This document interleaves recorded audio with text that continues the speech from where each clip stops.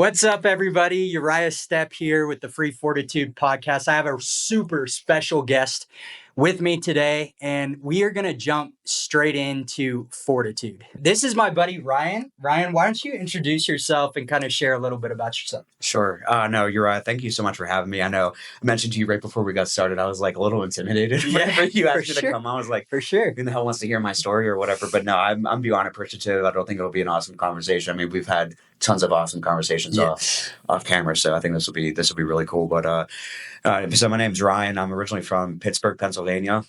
I've been here in Colorado for now just about 4 years. What brought you out here to? Yeah, so it had been a desire after college. So I went to school in Erie, PA. Okay. And originally, like I said, originally from Pittsburgh. I've lived there my whole entire life. Mm-hmm. And I never really honestly expected to live outside of Pittsburgh. It was never really something that like, oh, I'm going to grow up and I'm going to move out. It never really crossed my mind in college. I honestly didn't even know what I would even get into. Yeah. I knew the trajectory would be go to college, study, get good grades, and after college, just get a job and start working. That just seemed to be the thing. Yeah. I'd been coming out here near the end of college, a few years after college with some buddies. We'd come out here and go snowboarding. We'd hit up Breckville. Snowbirds. So we'd go like once a year for, I would think we came 16, 17, 18. I think I came out here by myself in 19 I think I came out for my birthday weekend or something like that. Mm-hmm. And then throughout those years, I just began kind of thinking like, maybe I want to just try something different. It had been an idea. I never really, I don't know, I want to say took the initiative to actually make it happen. I would start to like research places and think, okay, maybe I'll just go ahead and do it. Yeah.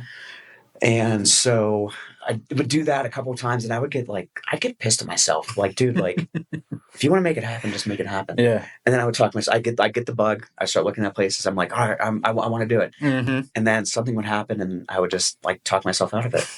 So for a long time, I in a way, like I said, it would be a desire, but then I would be like, gosh, is this ever going to happen? Yeah. And, fast forward a few years, let's see, when was this? In the spring of 2019. 2019. My dad was diagnosed with cancer. Mm. And it's one of those things where you can't even really put words around it whenever it happens. You think of, you hear people like, this happens. You're like, shit, I'm sorry to hear that. Like, I can't put myself in the shoes. I can't even fathom what that feels like. So in a way, you're almost like, oh, that might not happen to me. That's not going to happen to me. Mm-hmm. And then you get that news and you're just like, nothing short of floored. Mm-hmm. It rocks you. Yeah. It just totally rocks you. Complete shock. And honestly, there were like so many unanswered questions at that point in time, and it was a hell of a journey. Those several months after he was diagnosed, and I was working full time. I was traveling a lot for work, and I hated it. Mm-hmm. I hated everything. Literally, I hated everything, and it was tough. Like, it was great to spend time with family at the time. I look back, I feel like I have some regrets about it. I just didn't know how to handle it. And I didn't want to handle those things. I mean, do they write books on this or any? No, dude. No. It's like, and you're not, things that we're taught in school. Like, we're not even taught about taxes. We're taught about like history and math and science and those sorts of things. But like, you're not taught how to deal with life. Mm-hmm. And so you really have no choice but to just go through it. Yeah. And there's no preparation. There's no right or wrong for it either. Mm-hmm. Whatever you're dealing with, you're just trying to figure it out as it's coming to you. Yeah. Hindsight looking back, it's like, could I have handled some things differently? Sure, absolutely. But I wouldn't have done anything differently at the time. Right. That's the thing. You can only do the best you can at that time. That's right. That's right. So, in that whole experience, I was thinking like, I I began like questioning my own mortality. It's like, I saw, the sickness that my dad was going through, which was, just terrible. Yeah, if it can happen to them, it can happen to me. 100%, 100%. And it's like, I started to think of just the finity of life, and like, oh my gosh, I need to make something happen. I need to do something. And so I was like having those thoughts. I was pissed off at work. I was pissed off at people, and just trying to figure stuff out, trying to be there for my family as best as I could. Still trying to deal with stuff myself, trying to give myself some space and figure it out and whatnot. And he unfortunately ended up passing in February of 2020. Okay. Which, sorry for that. No, I appreciate that. And like I said, like looking back on that, it was, God, it's like, it was almost like a relief in a really bad way. And I hate to even say it that way. Yeah. Because it's like, I'd give like all the money in the world to have him back. But like when you see someone going through that, that sort of pain, you just want it to be over for him. And like it's again, it happened so quickly, and it's like cancer had its own ups and downs. It's like you find out you have some hope. You just start to go through the process. You hear some options, some action plan of like, hey, this is what we're going to try. And we're like, great, that sounds awesome. Let's do the best we can. And it seems like the treatment's working, and that starts to take its own course, and things look like shit. And then kind of like rebound a little bit. You try to remain hopeful, trying to just be positive, but still like appreciate some some of the times. Like I actually haven't talked about this in a while. Like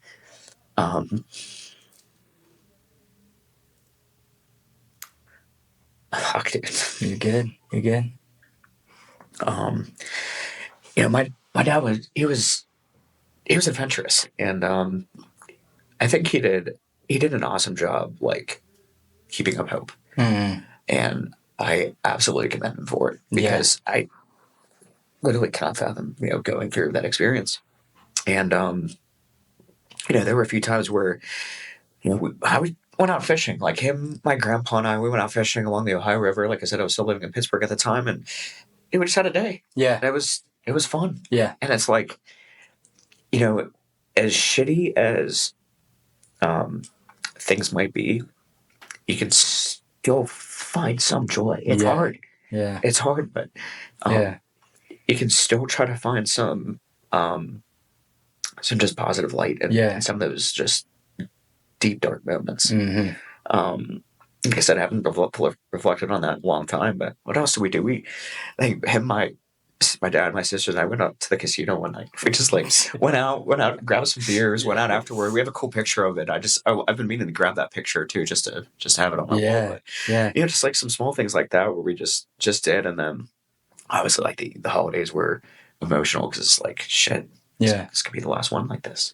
What was your mentality when you were going through that with your dad? Like what kept you going? Obviously, you wanted it to end for him, but it takes a toll on us too, right? It's a traumatic experience. So I've been there. My great-grandmother got diagnosed with cancer. My great-grandfather got diagnosed with cancer. And you see them in such a state that you're just like, can this just freaking end already? But there's a mentality too. There's a self-conversation that's happening too on like, how do you cope? How do you get through that? The things that come to mind was, honestly, I didn't feel like I had a choice. It's like, on one hand, one option would have been to just like, how to say it, like, give into it all and just let it, like, actually let it rock your world. Not to say that it didn't, right? And that, but like dictate your actions and everything. 100%. And like, and still in a way, it did. I definitely, definitely recall some moments where I felt a little bit more self-isolated or a little bit more avoidant, which I definitely regret a little bit, especially just like, I mean, I was, like I said, I was traveling a lot of the time. Whenever I came home, I just wanted to be home, like try to go over and spend some time with them, because I was living on my own at the time. Right. I definitely wish I was around more to just do some things and whatnot. But I don't know. I guess some things that just kept me going was just like, I guess I still have my life to live too, and did my best to just kind of stay strong. And honestly, in a way for him too, because it's like he knew what he was going through, and I don't think he would have wanted us to falter either. Yeah. Any of us, my mom or my two sisters, like, my sisters were in school at the time. My mom was his, primary caretaker. He wanted you to live your life still. Yeah. And like, yeah, like, and I think he totally understood that. I remember, I'm trying to recall on the timing of everything, but I think I was in Hawaii that summer. I went out with some friends, and I went out by myself a few days prior, and just hung out. I did like a big ride around the island, went to some beaches and whatnot. And I remember after that ride, I told my parents I was going to do it, and they thought I was insane. I was like hardly training at the time. I was just like, it felt like just like some batshit insane thing to do. Like I was really interested at the time and done some research. I'm like, this sounds pretty cool. So I went out and did it. And then after, I remember calling them from the car, and I was like, I did it. Mm-hmm. And they're like, oh wow, that's awesome, great for you. And then I told them, I was like, actually, I did it, but I lost my driver's license and I lost all my credit cards. But so that was lost your wallet. That was a little wild. Dang it. But no, I think sharing some of those things, I feel like it helped them. Yeah. At least just from my perspective, I think it. Because honestly, I feel like I'd want the same thing too. Yeah. Like, God forbid if I was in that situation, I think I'd want to see my level and just like, I don't know, just still tackling it. Just because I'm struggling doesn't mean you need to like, I'm sure you're gonna struggle, but like give in or anything like that. Yeah. Did faith play into that at all, or what was your relationship with God at that time? Yeah, that's a good question. Honestly, it's pretty non-existent. Yeah. Like I've never been an atheist, Mm-hmm. but I was never as curious or intentionally pursuing as I am now. Mm-hmm. So back then, like, I was pissed. Mm-hmm. I think both my sisters were pissed. My mom was pissed. Like, we were all pissed. Yeah, you're like almost yelling at God, like, how could this even happen? Right. Right. Are you even real? Right. Conversations. Right. And it's like, you can't help but have those thoughts run through your mind. I don't know if I ever, like, uttered to myself, like, why God, why? Like, I don't know if I actually ever uttered that. I definitely had a few moments of, like, vocal desperation. Yeah. Like, I remember two things specifically. So it's another like side story.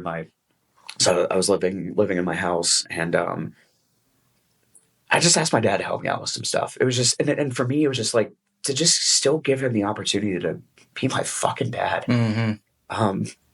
Even though he was going through this this horrible situation. So it's like giving him that dignity. Yeah, exactly. Yeah. And he got tired easily, but he was still helping me out with it, and it's like really awesome time. And so him and I started building a little brick patio outside my back door. It was just like bare dirt. Like I had this idea, and I don't even know how it came up, if I asked him or if he brought it up or whatever. But anyway, we started working on this thing. Yeah. And it did get to the point where he just was too tired to even do it. So I just tried to work on it myself, and I did end up eventually completing it. But I remember I was by that side door, and it was right by the steps leading up to my bedroom. Mm-hmm. And I remember I was on the phone with my dad. I don't know how we got on the phone. I don't know if he called or I called, and just to kind of see how things were going. And it was that conversation you did not want to hear. It was basically him telling me that he's just like, son, I can't do it anymore. And I'm like, as a kid, like you look up to your parents, right? Look up to them being like, basically like superheroes, and like they have like everything figured out. They're just doing all the right things or whatever, and you're just like I can't fight on it. It hurts too much. It's like, what? Yeah. And that was I guess probably one of the first times where I'm just like, holy shit, like This is is real. happening. Yeah. And then the second time was whatever's really happening. I remember talking on the phone with my sister, mental sister Alexis, and I think she called me, and I was at my dinner table, and she was like, "Yeah, we're moving Dad to hospice," Mm. and I was like, my jaw dropped to the floor. Yeah. And I remember hanging up on the phone with her, and I got down on my knees, and I just yelled at the top of my lungs. Mm-hmm. And it was just like frustration, Yeah. anger, confusion, Right. like so many things happening at once. The full release. Yes. Yeah. Yeah. And so that happened. So, and then did that propel you to come out here to Colorado then? It did. It was Yeah. it was a wake up call. Like I said, a few moments ago, like how I had my own little mortality crisis. Yeah. I was like, holy shit. Yeah. Like if there's something I want to do, Better why not just do it? I told my parents I kind of wanted to do this, and my dad did tell me that he had told my mom, and him and I were talking one on one, and he was like, "Yeah, I did say to your mom, like, wouldn't be like, don't be shocked if Ryan moves away." Mm. And so I think she understood that, and even after she knew I wanted to do it, Yeah, and she was sad to see me go, and I was sad to go too. It was like, it is the definition of bittersweet. It's just like, shit, this sucks to be like leaving this behind. Yeah. But still wanting to just do something. Journey. Just exactly. Journey. Adventure. Yeah. Yeah. Yeah. So it did propel me to do that. The timing was tough. I actually, not too long ago, maybe like earlier this past year, I was like frustrated with some stuff, just like going through some bullshit. And I was like talking on the phone with my sister. I asked her, I was like, am I selfish? Like, is there like something wrong with me? And she's like, no, I don't. She's like, no, I don't think you're selfish. I think the time I felt that is whenever you did move away so soon after. In the moment. Yeah. Yeah. Because like he passed in February of 2020, so we're coming up on 5 years this year. Yeah. And I moved in February of 21. Okay. So I moved about a year. So a year later. Yeah. And so it's like, that first year's, that's rough. It's like, even those few days after, it's just like, because he traveled a lot for business, and my mom said it. She's like, it just kind of feels like he's out on some long business trip. Yeah. And it's just like, that's exactly what it felt like. You keep looking at the door and hoping he comes in. It's just like, it's not even an option. So definitely propelled me to get out here. And like I said, it was, it was literally the definition of a life-changing experience. Yeah. Like I've asked myself before, is like, what I've done and like when I moved out, if you were still around, and I don't know. I don't know. It's so hard to answer that. It's so hard for me to answer that question. But it was definitely the kick I needed for sure. There's I know you like music. Oh yeah, love music. I might butcher the lyrics right now, but my friend showed me this. My good friend Daniel. It's a song called "Yesterday" by Atmosphere. Mm-hmm. You know it. Mm-hmm. And first time I heard it, I was like, just lost it. Yeah. But there's a lyric. It goes, oh man, what is it in that song? It's something along the paraphrasing. It's something along the lines of like my dad teaching me like the greatest lesson he never knew he taught me. Mm-hmm. Just penetrates. Yeah. Straight up grips your heart. Yeah. It's like 100%. The relatability there is bar none. Yes. Without a doubt. Without a doubt. Yeah. That's and it comes in waves too. It's never like whenever you remember these memories, and like even right now you're saying, you haven't really thought about this in a while, and it just hits you, and it just a flood, right? It's like a freight train. And I've found that music especially because of somebody else wrote this and they have no idea how it's affecting me right now. But it's powerful, dude. Yes. And so when you find those things, they're almost like anchors for you in your life.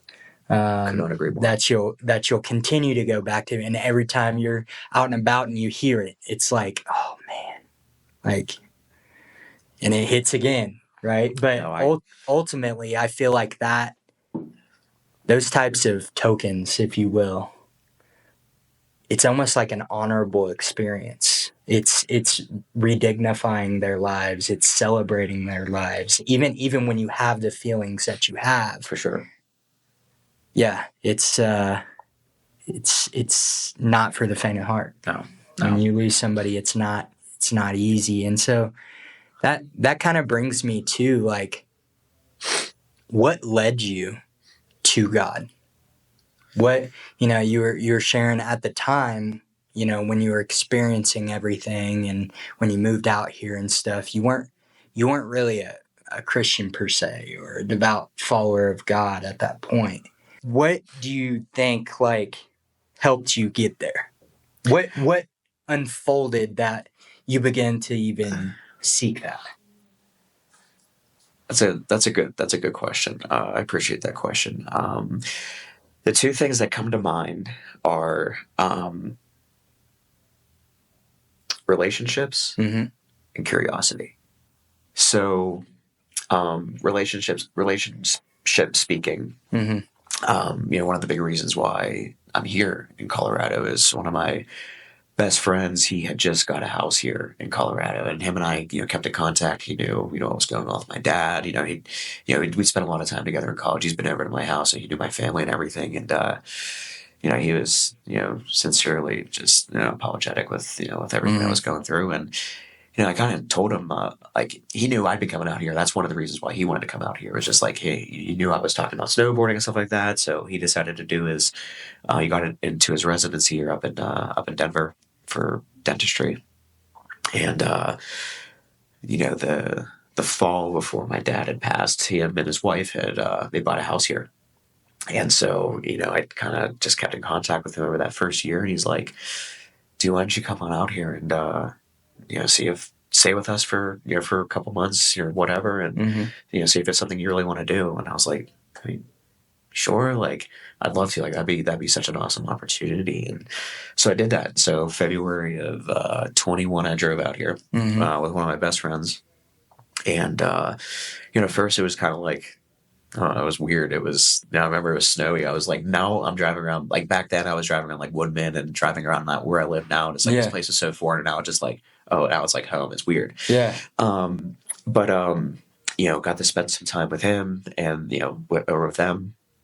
Got to kind of start to try to live life here without officially living here. Right. Like going to the grocery store, going to the gym, just like going out on hikes, just like little things that you don't typically do on a vacation. Yeah. So it was just like a cool exposure. And then obviously got to experience some like the really sunny days. I remember we went up to Rocky Mountain National Park in March and did this big hike, and it was snow. It was like a tundra. It was awesome. Like it was so cool. And, throughout that, that first month or so, I was like, all right, I think this is something I really want to do. Yeah. I was really ambitious at the time, and I'm like, I want to buy a house. I want to buy a house. Yeah. And planting the flag. Exactly. Yeah. And it was funny because, Dan, he was like, hey, I have this realtor. Let me give you his number. You can get in contact with him saying, hey, you're out here staying with me.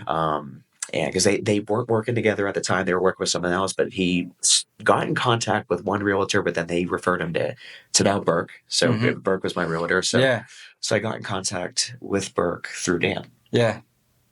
And, I met Burke in probably, I don't know, March or April of 21.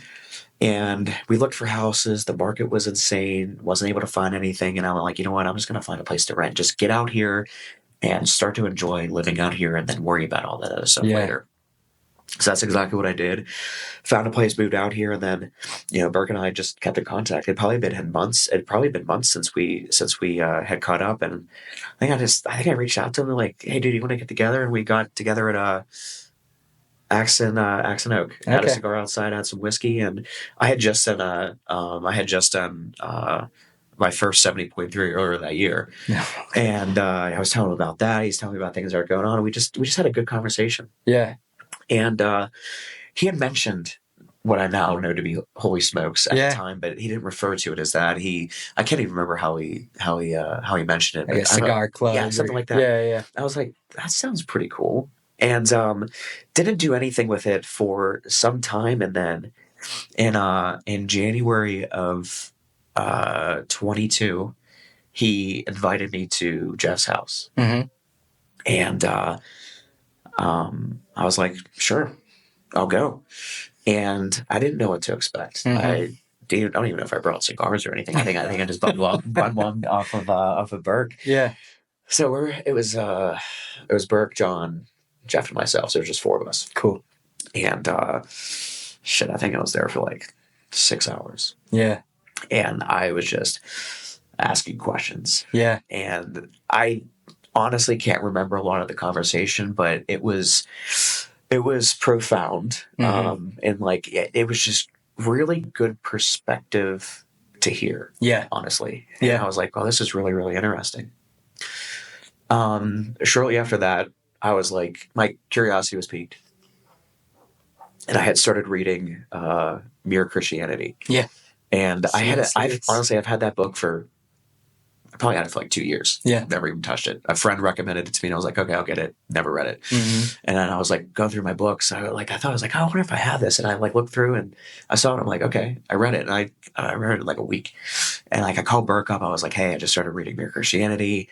And like, it's really invigorating. I want to reread it because I don't remember. It was enough to like be like, oh, it's one that you could go through 5, 6, 20 times. And it was an interesting experience. And he's like, dude, let me get you in contact with Etienne, mm-hmm. Whom I had not met before. And he was doing like book study nights of Mere Christianity at the time. They were meeting like every Thursday. Dope. So I shot him a text, be like, hey, I'm a friend of Burke's. I just started reading this book. He told me about this and blah, blah, blah, blah, blah. And Etienne was like, great, come on over Thursday. People should be coming over. So I show up, I don't know, maybe like 5 or something like that. Mm-hmm. I bring the book, we'll go down into the study and, spark some cigars and no one else came. It was just Etienne and I. Yeah. And we sat down there for probably another like 5 to 6 hours. Yeah. And just talked. Mm-hmm. I told him, what I was telling you about a little bit earlier. And he told me about, his story. And just again asking questions and all these things, and those series of moments are really kind of what like set me on the trajectory of where I'm at right now. Yeah. Since then, I've struggled like hell. Yeah. I've gone through like ups and downs with it. I've stopped caring, and then like curiosity comes back. So I started like. I started asking questions again, or I started reading the Bible or something, and then I'm just like tuned out again. So it's just like it's been a weird back and forth, a frustrating back and forth, because it's like I don't even know what causes the being idle about it, for lack of a better expression. Yeah.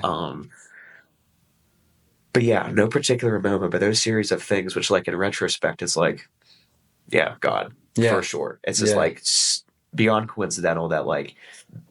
Connections that I made 10 years ago through keeping in contact that led me to other people and more people and just more conversations, more curiosity. Yeah. So relationships and curiosity. Yeah. Where you're at today. I've always been, and I've shared this with Burke too.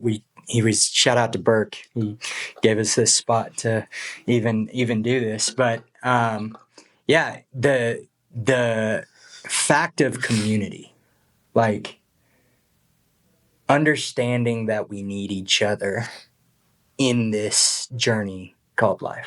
100%. And I'm going to get into it a little bit, but the Trinity,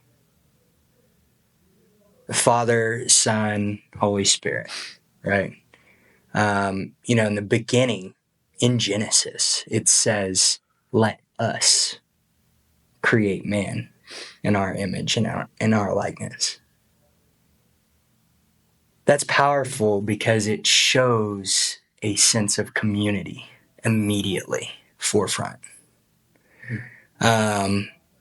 If God is in community, what the fuck do we think we can do to get away with not having community? 100%. Right? 100%. That is how important community, I feel, is. And you're experiencing it, right? Like you've been out here 4 years now. You've met a bunch of people that talk about God in a way probably that you never heard God be talked about and stuff like that. And it just widens our perspective. It stretches our worldview and our understanding, gives us different vantage points of realizing that God is so much more than the box that we try and put him in. No, 100%. Believe me, I'm still learning a hell of a lot about it. But We all are. Going back to your question of I don't know how you said it a little bit before, but kind of ever see yourself in this position. I'm thinking about literally right now. I never would have envisioned in my life I would be talking about my walk with God on a podcast. It's just it's a saying. Is I was I was raised Catholic and did the communion, did confirmation, gone through I did CCD, did some stuff there, and it was just I don't know, dude. It's just I didn't get it. I didn't get it, and went to church mostly every Sunday for the most part up until about my little sister was confirmed, and then we sort of stopped going, and more or less just put it on the back burner literally up until 2 years ago. Sure. So that was your foundation of what faith is. Right. I guess so. Yeah. And honestly, the way you say that, I don't even know what a foundation looks like. Yeah. Or even the lens you viewed faith through. Right. Yeah. Fair. I think that's fair. And I think everybody's walk is, it's obviously different, and God meets us right where we're at. That's another thing. Some people meet God through a traumatic experience. Some people meet God through camping in the woods. Some people meet God through an experience that just was completely unexplainable, right? There's so many different ways that people meet God, and anytime somebody says they have it all figured out and this is the way, and there's no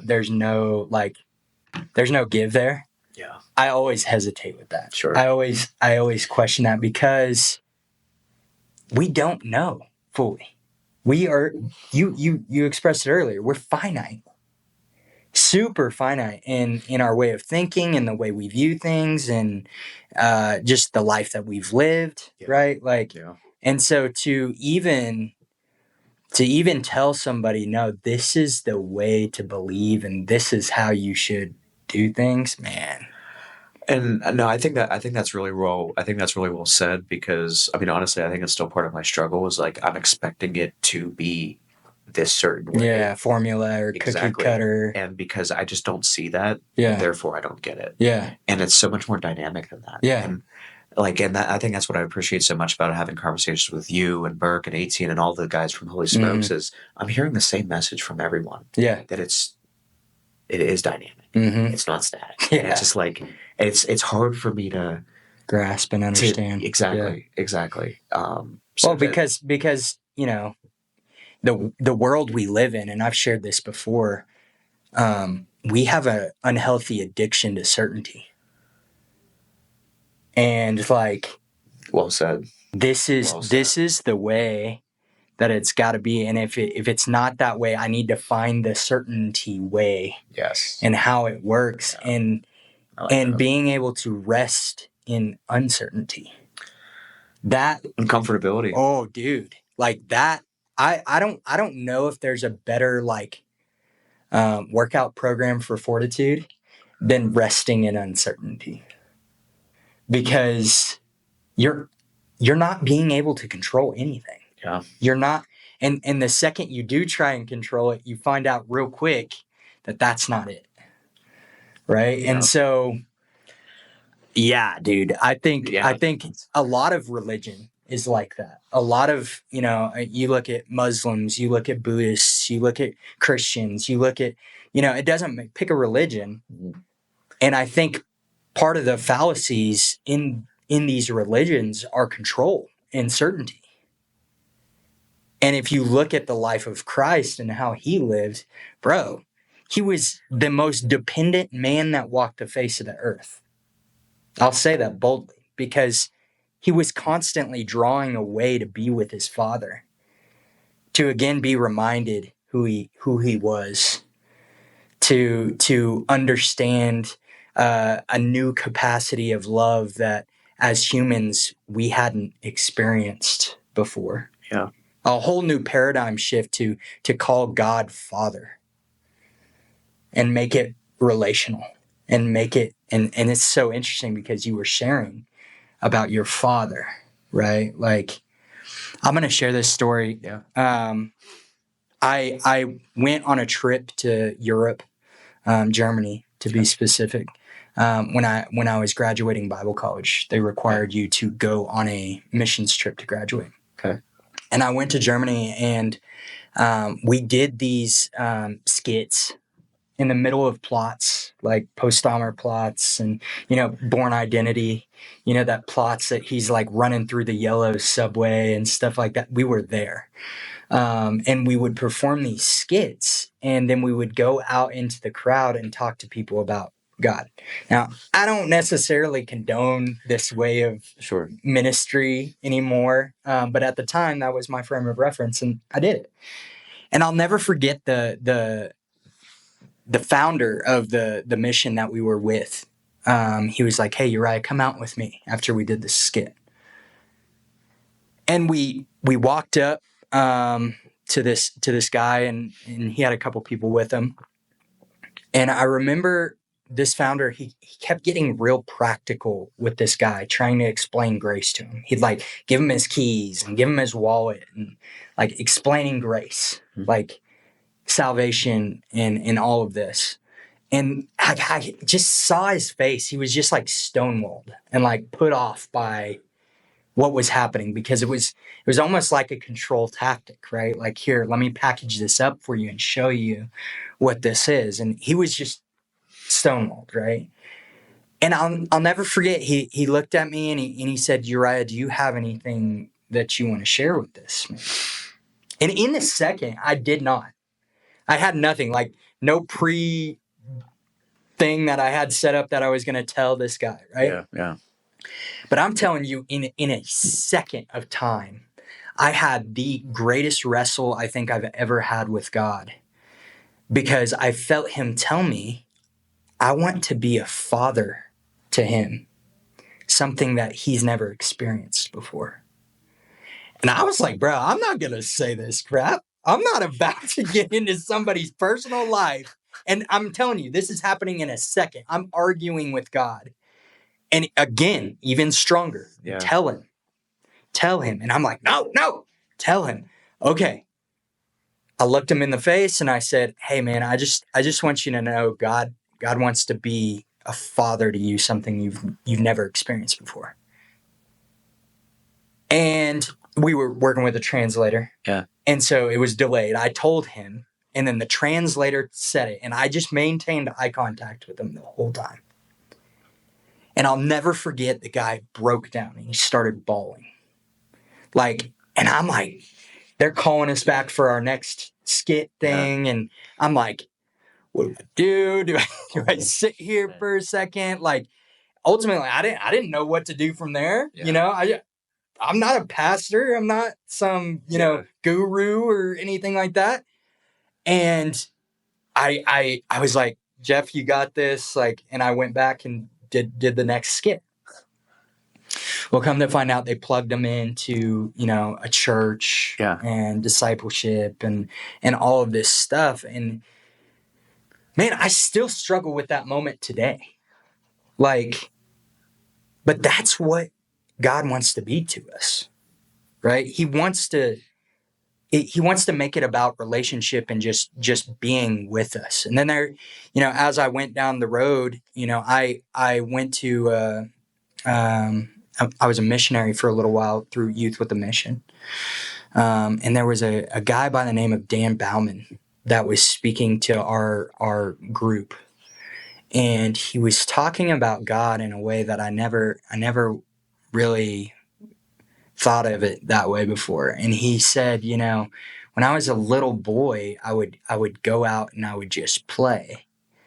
And he said, I felt the Lord ask me if he could come and play with me one day. And I began to invite him into those experiences. And I think that is a perfect picture of what God wants to do with us. Huh. He just wants to come on the journey with us. Right. And be there and walk with us every step of the way and show us different things that we wouldn't see otherwise, or different perspectives, and that gentle whisper of, hey, look at this, or what do you think about this? And it's like, whoa, like a perspective and a walk that we would have never had otherwise, unless we invited the infinite God into what we do. And it doesn't have to be some crazy, spiritual thing. Right. And I feel like a lot of religion does make it very spiritual and like A plus B equals C, and we got to do it like this, and it's not going to be holy if it's not like this. And I say bullshit. Like, God is so much bigger than the way we think and the boxes we try and put him in. Yeah. And if we're open to it and we are able to invite him into just daily life, dude, making a freaking cup of coffee. Yeah. Going on a bike ride, right? Yeah. Like, I think these things are huge. Yeah. Yeah. That was powerful. That's interesting. I'd never heard that story before. I don't think you've shared that with me, but that's something. Yeah. That's something. Yeah. Well, and I say it in just in light of, it doesn't have to be a certain way. It doesn't. No, I appreciate that. And, I don't even know how to say it. It's like,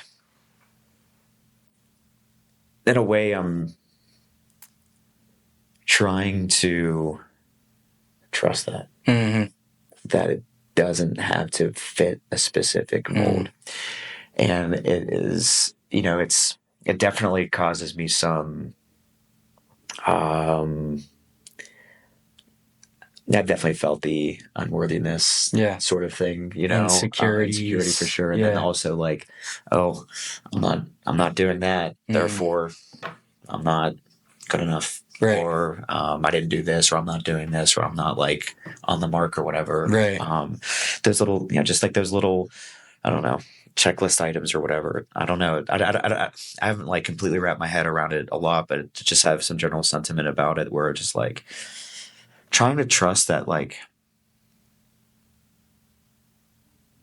whatever I'm doing right now is enough. Mm-hmm.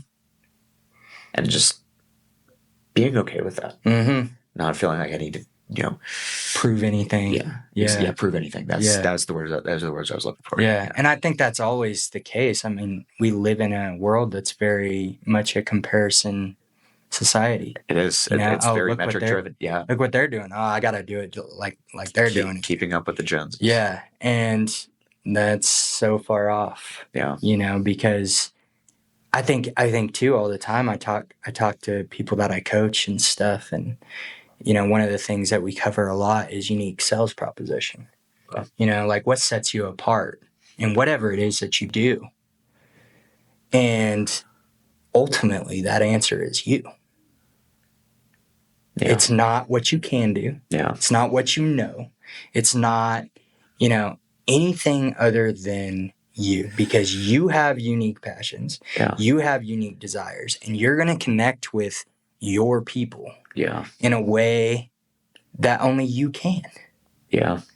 And it's it's by God, right? Like he's implanted those desires in us and those passions and those things that we love to do, right? He's placed those in us. But if we're trying to look like somebody else or do something the way somebody else is doing it, are we doing what we are supposed to be doing? Are we living the life that God gave us to live? And I mean, you can come to your own conclusion there. I'm not going to sit here and tell anybody that they're not living how they should be living, but for sure. But it is the question, like, am I enough? Well, he tells us we are. So much so that he came and died on a cross so that we could have the relationship with him. Right? Like, so the worthiness is definitely there. Of course, Satan will continue to come and tempt us into believing the lie of you're not, right? And that's a daily battle. You talk about fortitude, bro, like waking up every day and struggling with this idea of worth and value and, I mean, I feel like everybody faces that. I don't see how you couldn't, honestly. Yeah. Like, and especially like you're saying in today's society, like the comparison, just what's out there of like, seeing what I have and then seeing what other people have at your fingertips. Yeah. Like all over the world. Yeah. It's like, it's like impossible not to have those thoughts. Right. Honestly, that was a really fascinating story you shared of, literally getting the words from God. Yeah. Like you said, you not having anything. He says a certain thing, and before you can even think, like you're aware that you don't know what to say, but before you can even like, I don't know, honestly do anything about it, you have the words to say. Yeah. And I try to reflect on my experiences, and maybe I have come across that, and I just wasn't aware of who it was at the time. But certainly in, I don't know, maybe, recent memory, I can't think of anything in particular that really sticks out of like, that's what it was. Yeah. And so it's like, I could, I don't know, fairly safely say that I just haven't had that experience. And it's just like, it's like, have I had it because of, like, again, the idea of worthiness or the not good enough, like those sorts of things, or is it just like, maybe it just hasn't happened yet. Right. And there's that whole dynamic of it. I'm just like, I kind of like, I hate to say it is, I want to experience it to have proof. But I'm just curious of like what that experience feels like. Because I've heard it from you, I've heard it from Brooke, I've heard it from 18. It's just like, it's like profound. Yeah. And I hate to say I can't relate. It's like fascinating hearing it of like, wow, just like I can't fathom. Yeah. I can't fathom. Yeah. So I don't know. It's just, it is just interesting hearing that. Yeah. Well, I mean, I'll tell you right now, like I'm in no way, shape or form to be some holier than thou. Sure. There's nothing that I've done that you haven't done to get that experience. I think God is big enough. He's a big boy.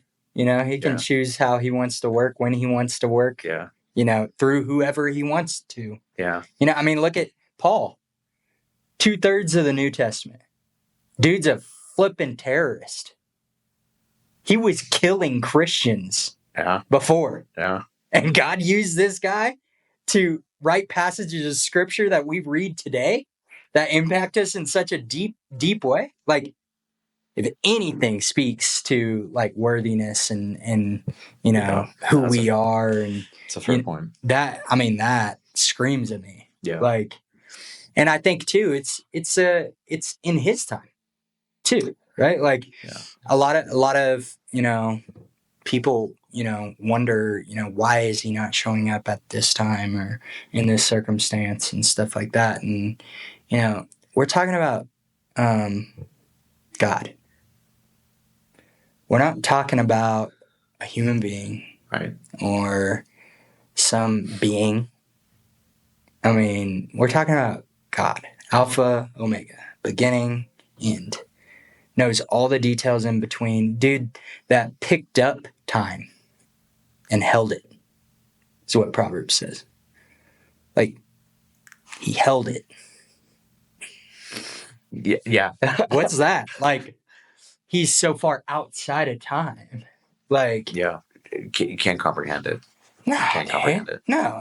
And you know, to say that you haven't experienced it yet doesn't mean that you won't. For sure. And too, like you very much just said, like, even if you had, maybe you just didn't recognize it was God. Right. And it's like, I guess more like I'm more specifically thinking of like how you had the actual words to say something that I just don't know how to approach. Right. Because like I was, sharing the story a little bit earlier. It's like I really do feel that to be the work of God. Just those series of things that have set my life in motion to where I'm at today. It's just like I can't really believe otherwise or think otherwise. Yeah. It's just like it feels so, like I said, beyond coincidental. Like his presence was just directing you. Yes. Yeah. Like I said, just like literally one thing led to another. Yeah. And it just, I mean, sure, it was over a period of months or, a year or whatever, but it was just like once it started to fall into place, it was just like boom, boom, boom. Yeah. This is way bigger than anything I could dream of. Right. Yeah. Right. You did a freaking Ironman. Yes. Yes, I did. What in your right mind gave you the unction to do an Ironman, bro? Like, yeah, no, that's a good question. I've asked myself that many times in the training aspect of it. Man, like, where did this come from? It had been a multi-year long thing that I've just like wanted to do. Yeah. I did my first Olympic. So an Olympic distance is so there's sprint, Olympic, half Ironman, and then full Ironman. Mm-hmm. So Olympic distance, I want to say maybe it's like, I don't know, 800 to 1,000 yards swim, I think a 24-mile bike, and a 10K run. So I did that. I've only done one of those. I did that in 19. I was, my background's swimming.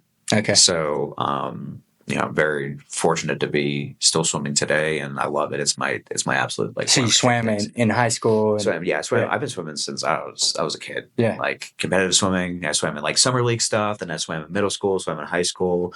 Swam club. Swam in college. Took a break off of college, and I started to get back in. So you could totally shred Michael Phelps. My gosh, he absolutely he's a machine. Just an absolute machine. But So, I had the swimming background. At that time, I'd been, whenever I graduated college, I took a break from swimming and started running. Okay. So I took some time out of the pool. I really picked up running, ran a few half marathons. I really, really enjoyed it. And I started to pick up cycling. What were you running from? I'm just kidding. That's a good question. Honestly, it was probably something at the time. It's like something to just occupy my time. Honestly, that's a damn good question. Probably was something. Whenever I picked up biking, I can't remember whenever I had gotten back into swimming at that time. I was like, oh shit, like let's throw these together and do a triathlon. Mm-hmm. And I really enjoyed the experience. It was north of Pittsburgh. I don't know, maybe an hour or so in a lake, and it was a pretty hilly course from what I remember, and it was tough. Like it was. I trained for it, like as what I thought to be training, but it hurt. Like it really hurt. And then after that, I was like, it was a really cool experience. And then I just thought like the idea of an Ironman sounded like really cool. Like holy shit, to do that in one day is just it's fascinating. So that's kind of what originally sparked the interest. And when I moved out here, met some friends through one of my friends, and he was one of my really good friends now, and he was doing his first 70.3. And like I said, it was just an idea of like, I kind of want to do some of these things. Yeah. So I was like, so what's a 70.3? Where does that fall in the spectrum? Yeah, so 70.3 is half of a full distance. Okay. So it's a 1.2 mile swim, 56 mile bike ride, and a 13.1 mile run. Not a chance, bro. So I'd be dead. So I remember he was training for that, and I was just asking him a ton of questions. I was like really intrigued. I was like, shit, like I kind of want to do that. That sounds pretty rad. So him and I became good friends. We started doing a lot of rides together, and got a little bit more into cycling. I found a program here to swim at that I just absolutely love. Still swim at today. Mm.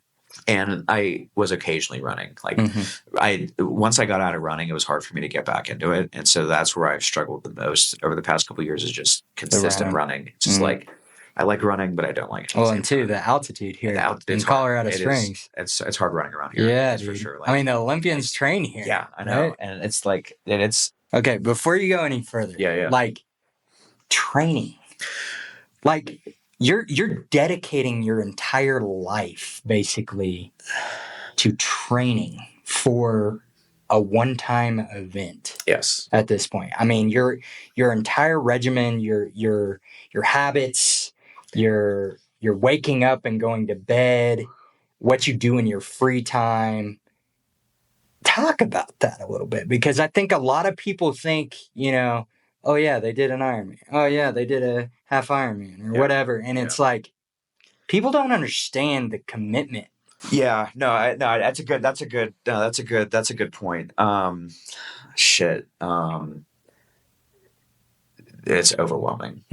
Like I struggled with it a lot, and because it's full time. Like that, the number of miles that you need to do in the race is so much. I mean, sure, you can go out on like a 50-mile ride. Like that's like that would be like a nice, like, half day, but you're also running a half marathon and you're also swimming before that.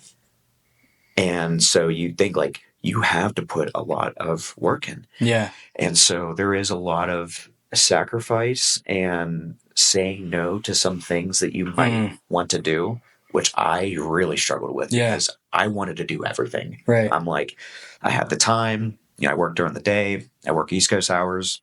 So I think like, after work, I can, I can train or I can do whatever. On the weekends, it's like, I want to go fish or go skiing or do, just do something that wasn't training. And it's just like, I did that. I certainly did that. But it caught up to me at times. And I think that's something that I didn't like about training was because I felt guilty a lot if I wasn't training. So swimming for me is fun. So like I never had a problem like going to get a workout in. But for biking and running, it's like, if I was like whooped after a day, it's like shit. I started to feel guilty that I wasn't going out for a 4 or for like a 10-mile run or something like that. While the average Joe is over here like, man, it'd be great if I get a couple miles in. It's like it's the training is one thing, like the physical training aspect, but it's a huge psychological battle of there's the want to do it, right? Where you're just like, you have to show up. What keeps you going, bro? Like that mental fortitude. How do you push? How do you like, I mean, cause people are asking you come to dinner and do this and do that. And it's like, no, I'm committed to this. Like how do you do it? Man,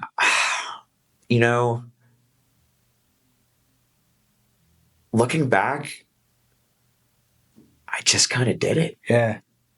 I don't know if I have a really good answer for what was the grinding of the gears, for example, to like keep me going, because dude, there were plenty of times where I wanted to fucking quit. Yeah. Like this past year, especially, like it was like was definitely some part of it that kept me going was the community aspect of it. Sure. So training with the good friends buddies and stuff.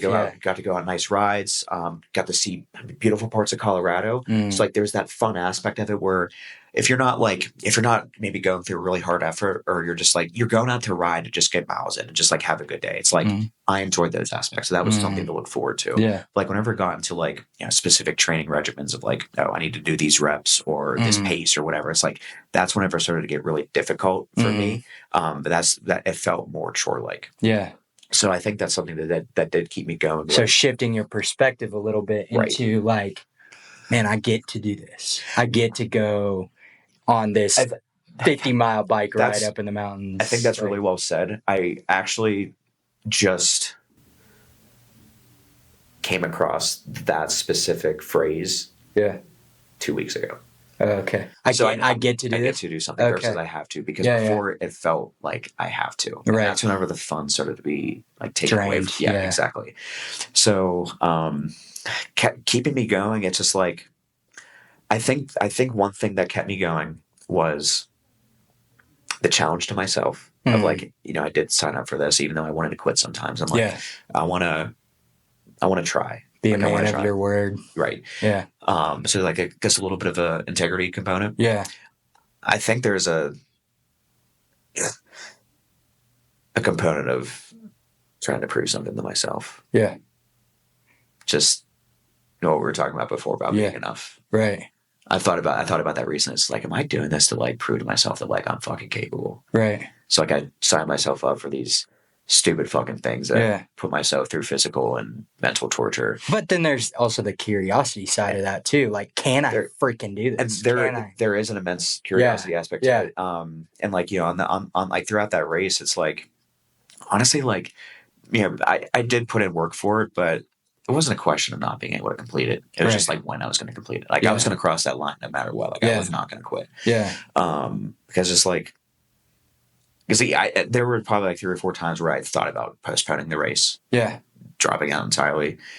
And I fortunately had my coach, she's a good friend now, had a lot of conversations with her of like, because I told her, I was like, I just want to do this, to like check it off the bucket list, to go through the experience of like, what can I do in a day? Yeah.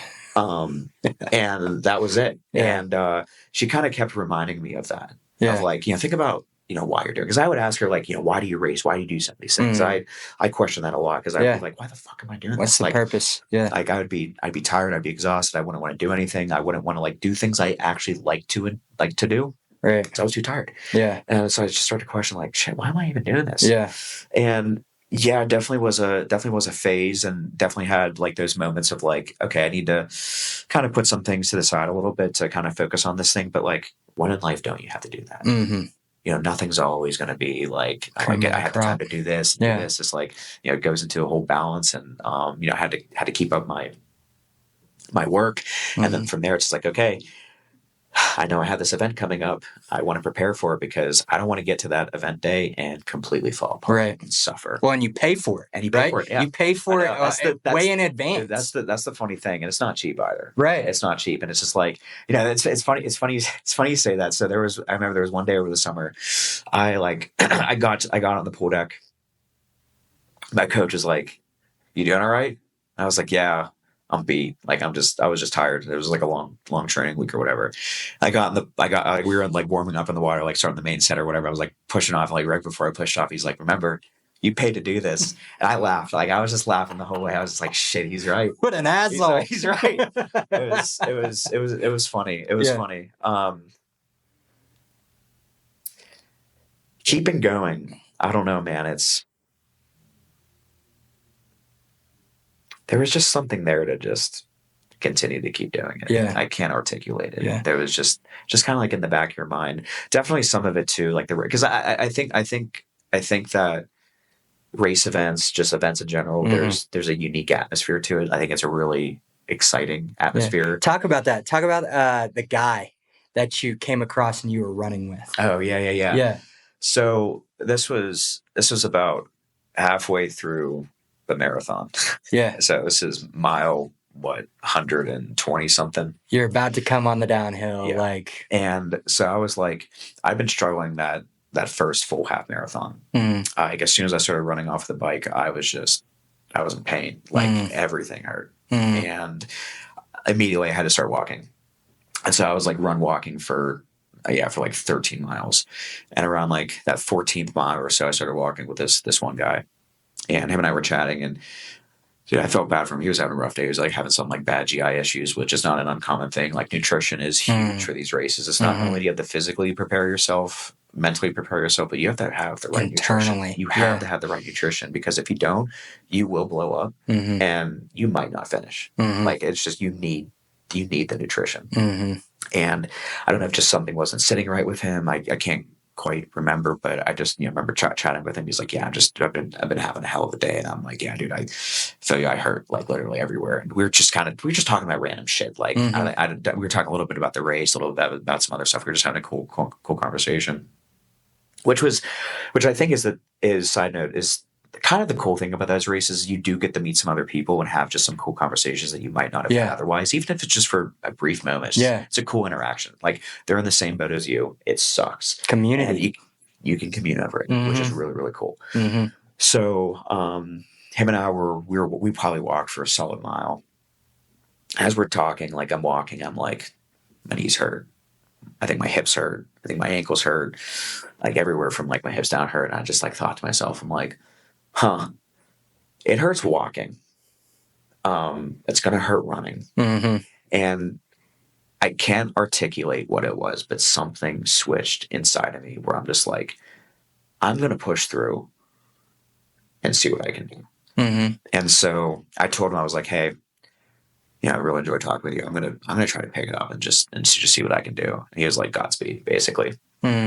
So from there, like I said, I think this is around like mile 15 or something like that. I ran straight for probably till like almost like just about mile 20.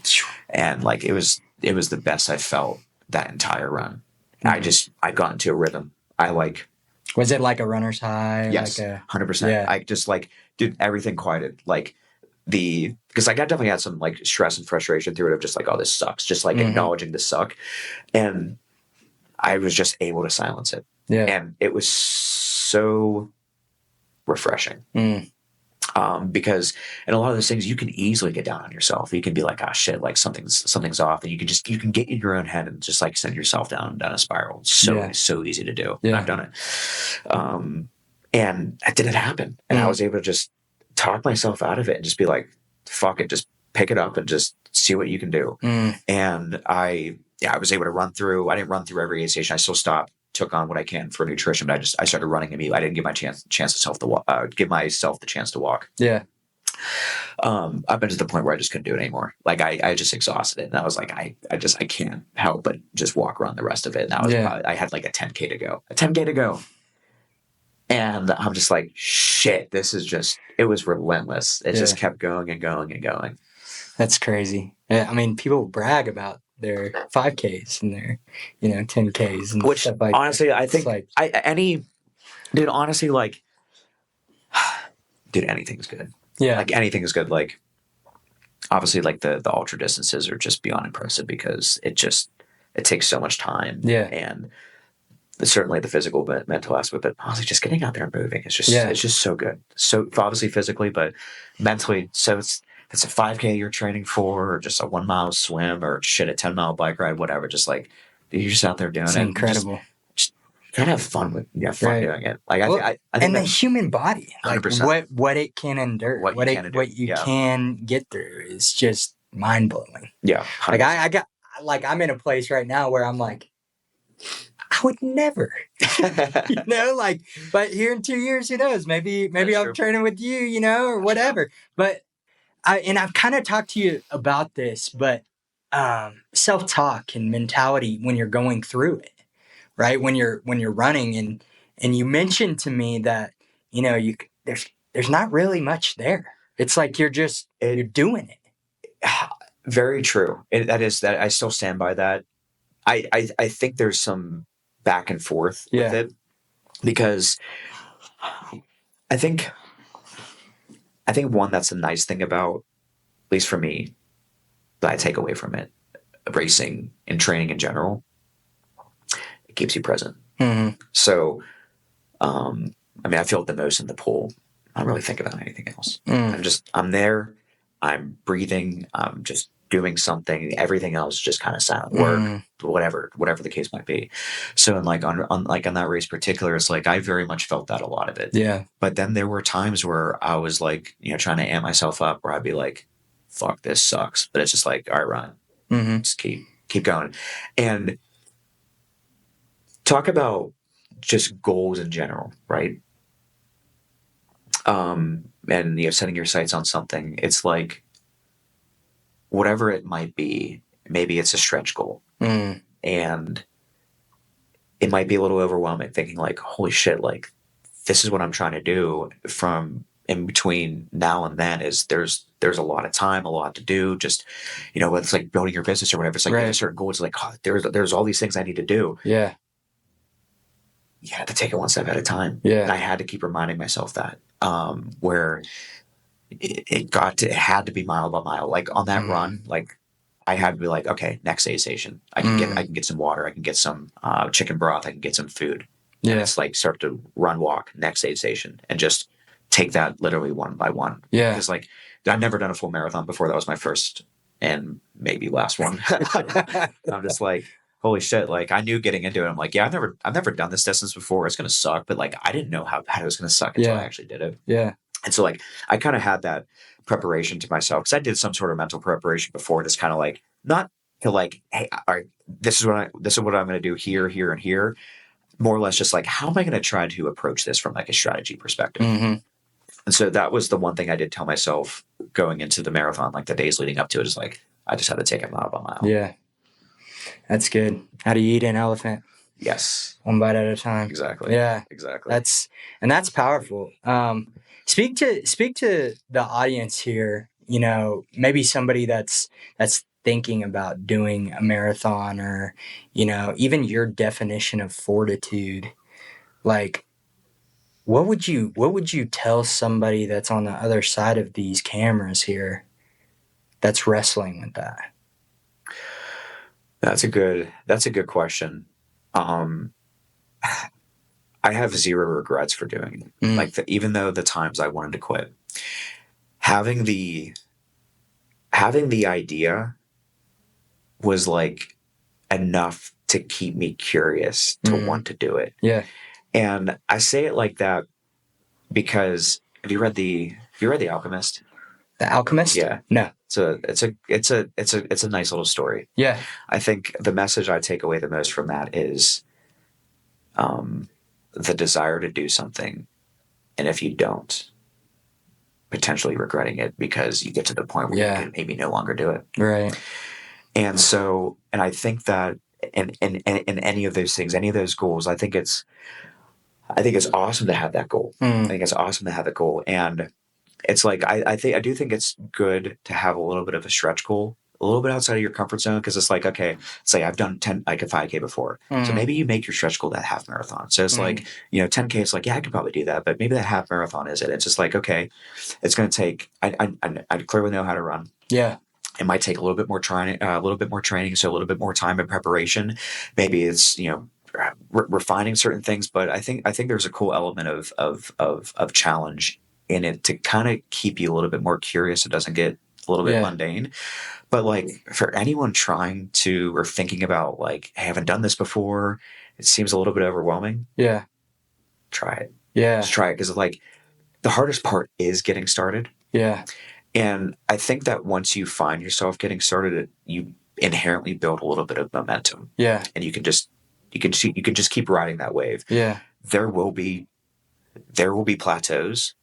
There will be points of challenge. Yeah. You might give in to yourself a little bit. I did that. I cannot tell you how many times I gave in to myself where I'm just like, I'm not training today. Yeah. I did it.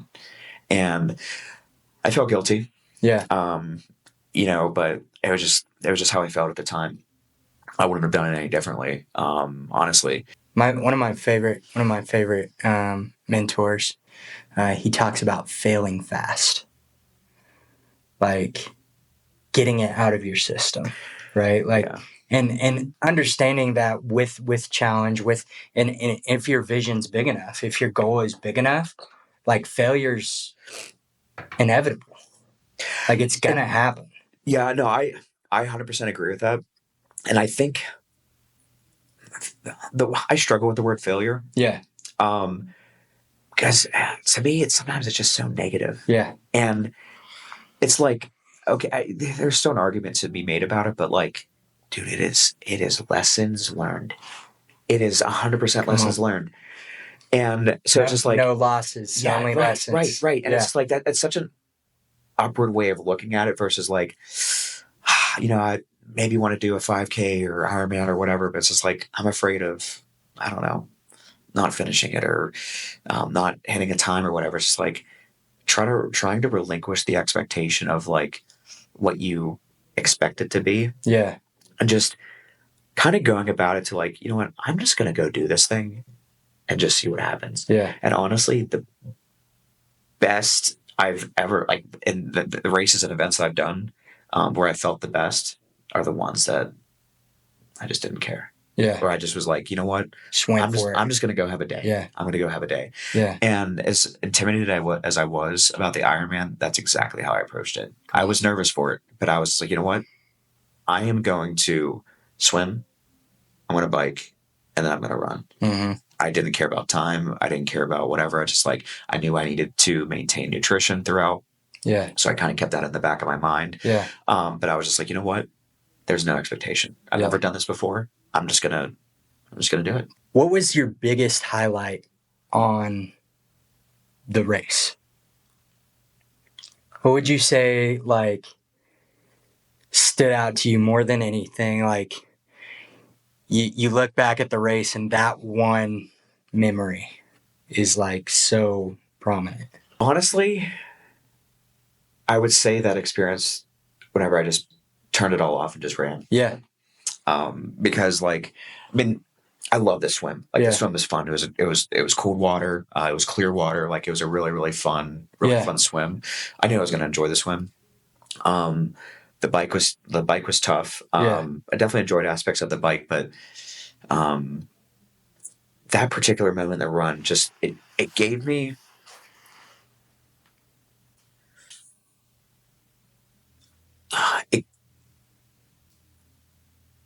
it gave me some confidence that I can shut it off. Because like, I know we've talked about this some way before. We just let yourself get it yourself. Yeah. Negative. Talk yourself down, negative self-talk, all that shit. Yeah. And it's like, it gets to the point where it can just become intoxicating. Yeah. Just relentless. And that was one particular moment where I was just like, nah, I'm just going to see what I can do. Yeah. And I was able to hold on for as best as I can for as long as I can. And to my body was just kind of like, all right, dude, like chill. But that was just that one clear, just like literally I switched it off and I was like, all right, we're going to go. That just, it was liberating. It was and liberating. I would say, and correct me if I'm wrong here, the discipline that you've had through your training, the discipline that you had in the race probably plays a huge part in that too, right? Like, I mean, you've been training for this, but then also like discipline in life too. Like you're going up against yourself. There's the person you're going up. There's no competition with anybody else. Yeah. You're your own competition. Yeah. And so, I just get this picture of like a kid getting bullied at school, but it's yourself that you're bullying. Yeah. And you just stand up to the bully one day and you're like, dude, fuck you. Yeah. Let's go right now. And I feel, I can feel that kind of like, that was your experience is you were just like, dude, shut up, suck it up. Let's go. Like, we're going to freaking do this thing. Yeah. And that's powerful because you're right. Like, we are assholes to ourselves. We do not love ourselves the way we should love ourselves sometimes. No. We throw ourselves in a freaking locker, embarrass ourselves in ways that, and it's so hard because at the end of the day, you don't want that feeling. No.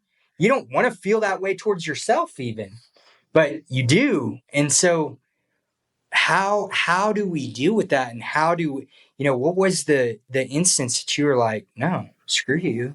Like, what was it? Was it your discipline? Was it your training? Was it, or was it just like in that moment? I really want to say it was just in that moment. Mm-hmm. I agree. I think the time leading up to it of like dude, you put in this work, you put in this time, you have made sacrifices.